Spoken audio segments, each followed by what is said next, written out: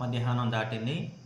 ఇప్పుడు నేను మీకు చూపించబోతున్నాను మిట్ట వీధిలో ఏర్పాటు చేసిన పచ్చని అడవిలో ఉంటే వినాయక స్వామి ఎలా ఉంటారో ఆ విధంగా ఉన్నటువంటి ఉత్సవ విగ్రహాన్ని ఇప్పుడు మీకు నేను చూపించబోతున్నాను. ఈ ఉత్సవ విగ్రహాన్ని అలమేలు మంగమ్మ కోనేరుకు దగ్గరలోనే ఏర్పాటు చేశారు.